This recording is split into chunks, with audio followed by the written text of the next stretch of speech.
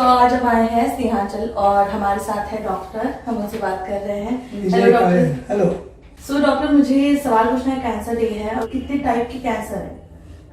कितने टाइप के नहीं, हर ऑर्गन में कैंसर हो सकता है। ओके। इसमें टाइप नहीं बोलते, टाइप वो होता है पैथोलॉजी जिसमें उसको उस टाइप होता है, पर बाकी कैंसर कोई भी शरीर के कोई भी हिस्से में हो सकता है। अलग अलग सिस्टम्स है, उसमें सब जगह कैंसर होता है। ऐसा कोई पुर्जा नहीं जहाँ कैंसर नहीं होता है। कैंसर होता है। फर्स्ट ऑफ ऑल नहीं, बेसिकली कैंसर क्यों जाते हैं? कोई भी व्यक्ति, मेल फीमेल जो भी है, इर्रेस्पेक्टिव जो समझदार है, कैंसर बोलते हैं उसको मालूम रहता है cancer means death. They try to equate cancer means death, which is not true. जितनी अपनी मेडिकल साइंस में जितनी उपलब्धियां हुई है, जितने रिसर्च हुए, इसमें cancer is equal to death जो पहले था कंसेप्ट, अभी वो नहीं है। For example, cancer breast stage 1 में if the female comes in that state, it is completely curable. Because my classmate who is now 72 years, she was operated 31 years back and she is absolutely fine. It's an example of cancer breast. Similarly, cancer of the thyroid, particular उसमें 4 type होते हैं, वो type में नहीं जाएंगे, एक type में पूरा क्योर होता है। वह बाकी कैंसर में क्योर नहीं, कंट्रोल होता है।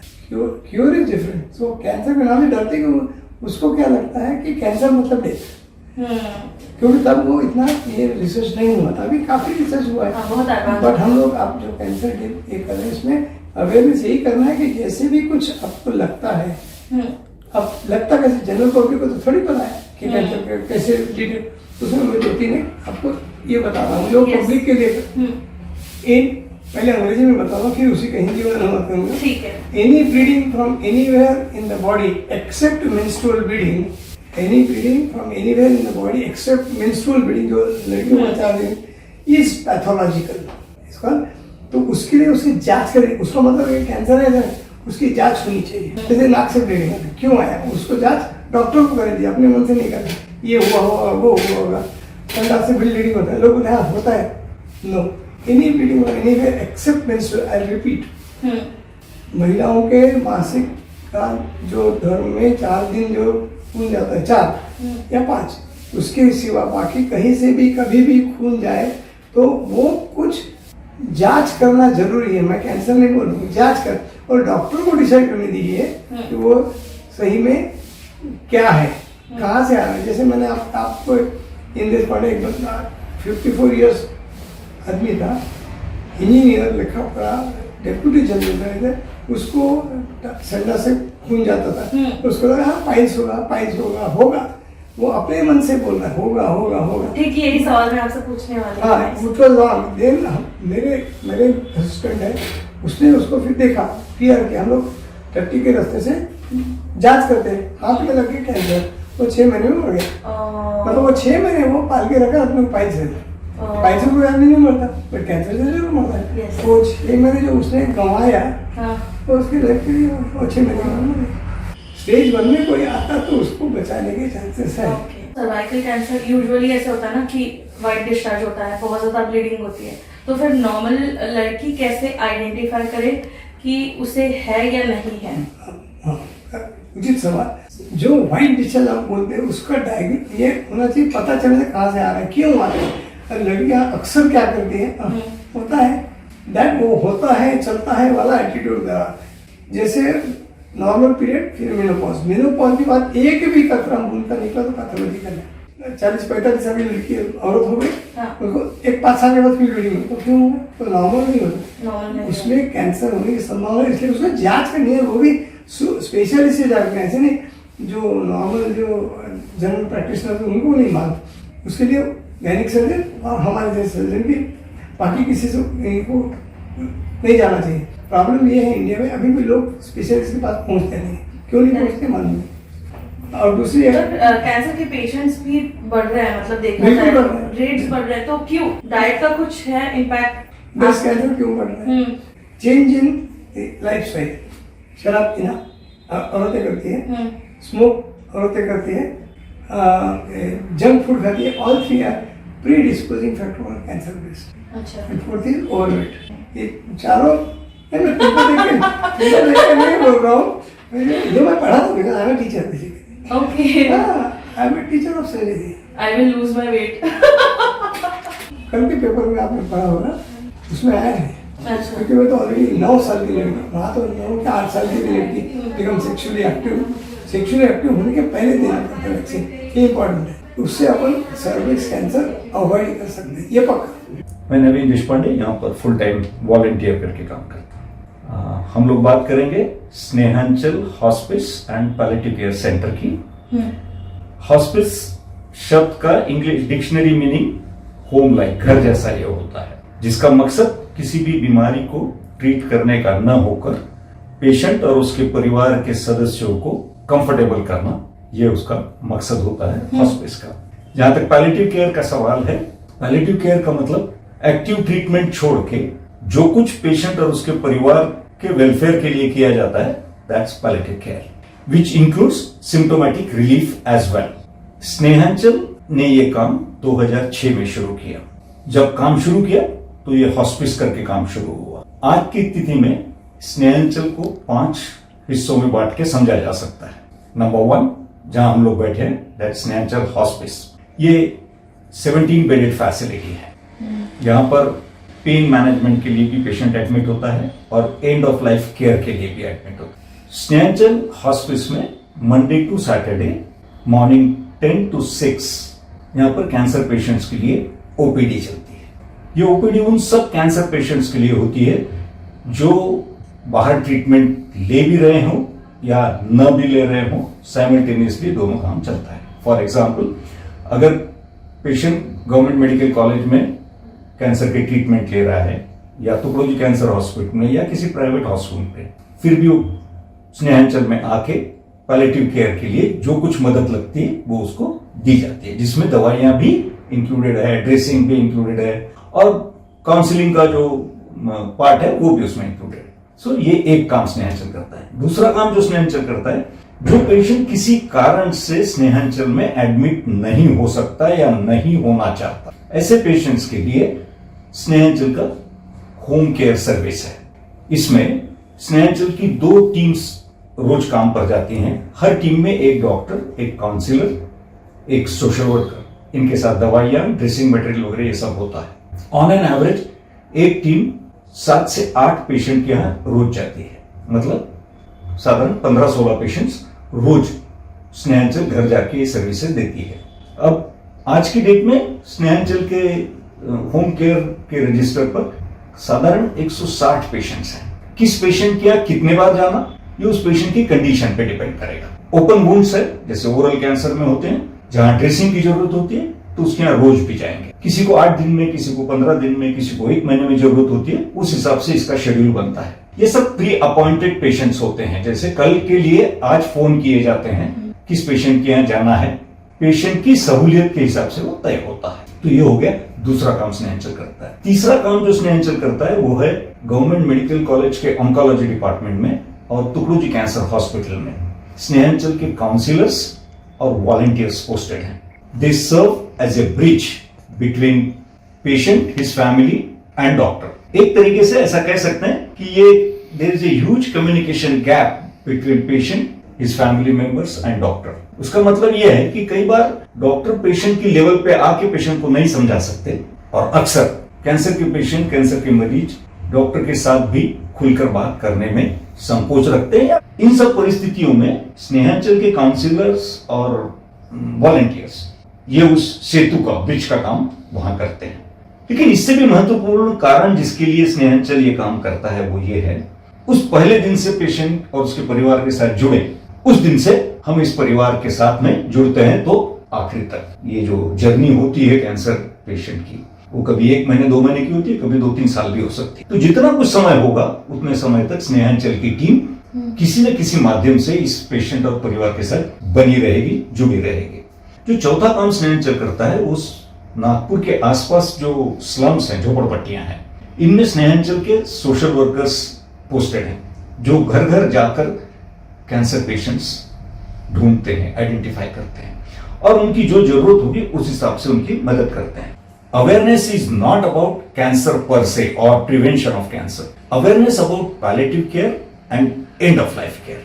कैंसर एक ऐसी बीमारी है, या ऐसा कह सकते हैं कि कैंसर बीमारी एक तरफ और बची हुई सब बीमारियां इंसान को होने वाली एक तरफ। इतना फर्क है इन दो चीजों में।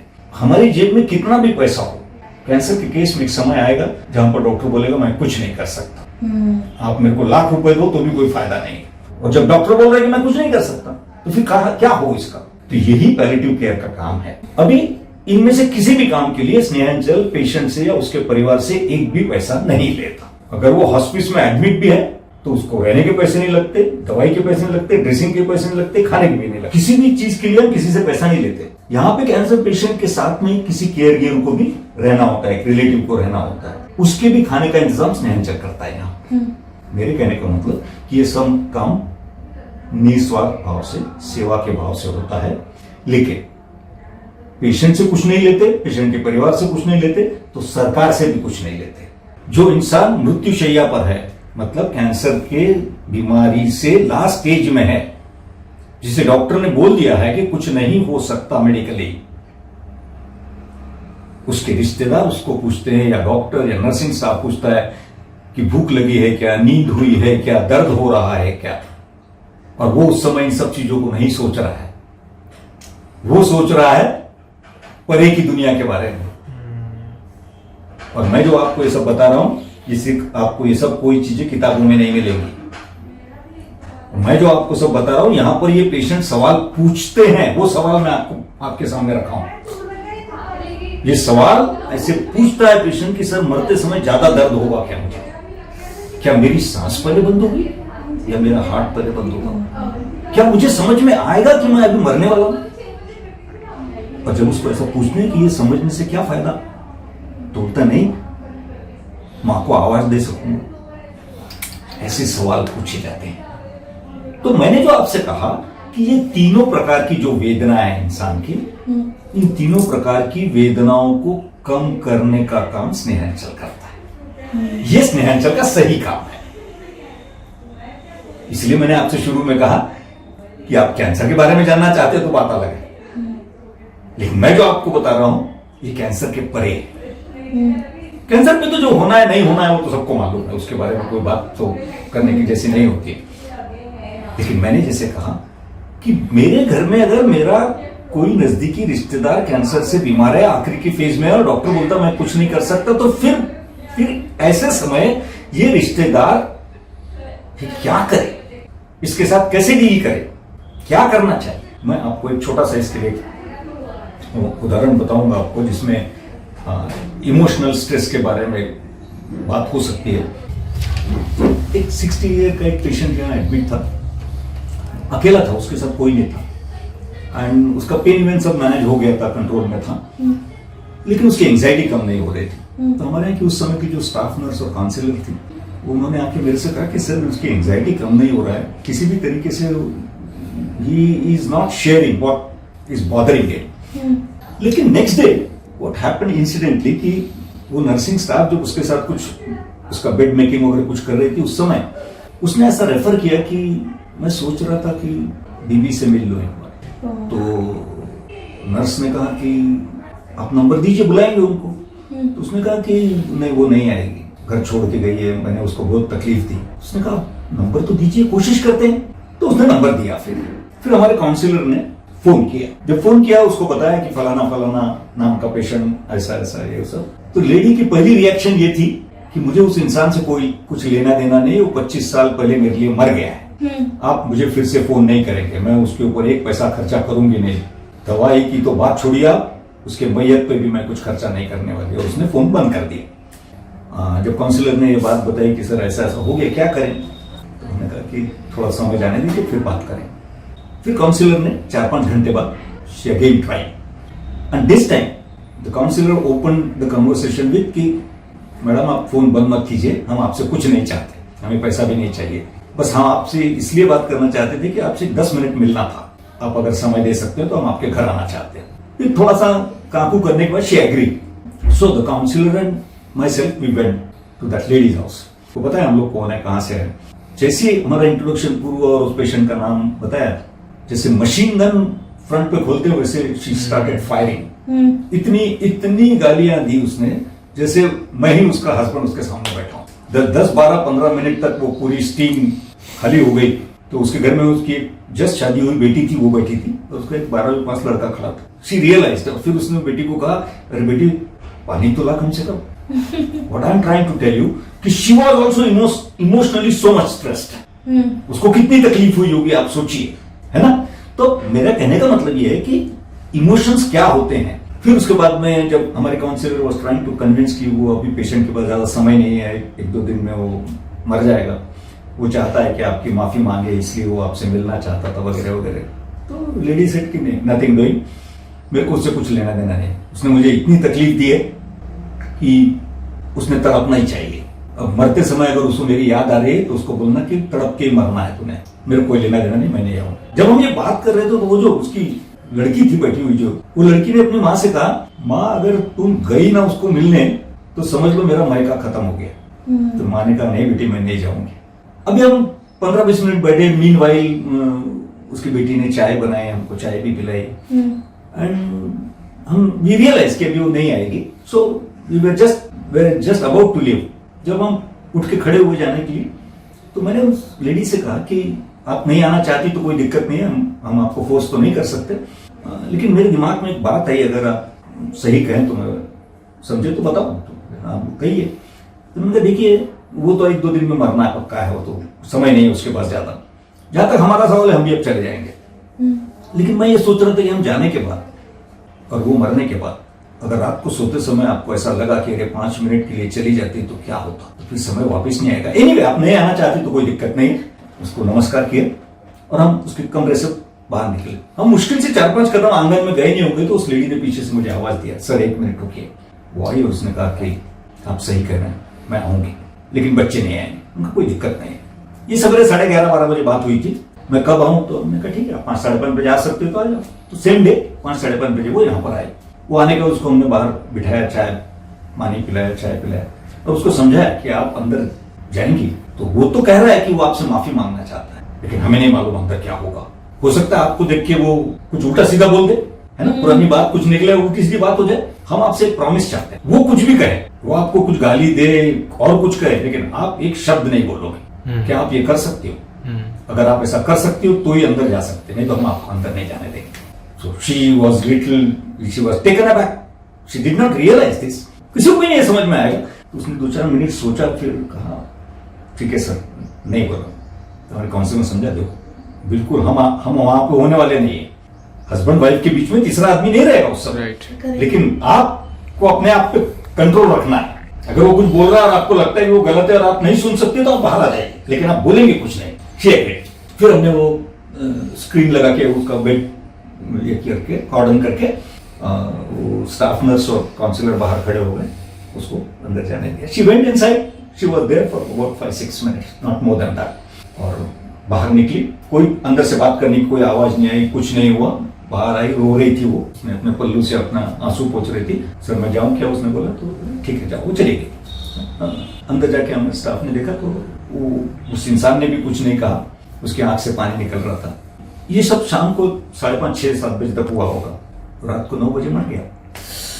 That's the real work of स्नेहांचल। I have a few questions, जैसे कोई टिप्स है कि उसे कैंसर हुआ है तो उसके साथ कैसे बर्ताव करना चाहिए पेशेंट्स? You're right. हाँ यार, हमारे हिसाब से मेरी बातों के दौरान भी मैंने कहा जैसे कि कैंसर इस इंसान को कैसे हुआ, क्यों हुआ, ये इंपॉर्टेंट नहीं है।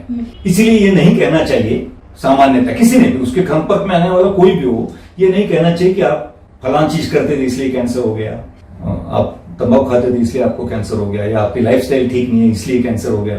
मेरे कहने का मतलब कि जो कुछ कल हो गया उसको लेके उससे बात नहीं करनी चाहिए, एक बात। दूसरी बात, जिस किसी इंसान को जिस दिन कैंसर डायग्नोस होता है उसी दिन से ये इंसान पूरा बदल जाता है। मतलब ये कि उसके सोचने के तरीके से लेके, इमोशंस से लेके, everything will get change. People around him must realize before reacting, responding to this person's actions or emotions.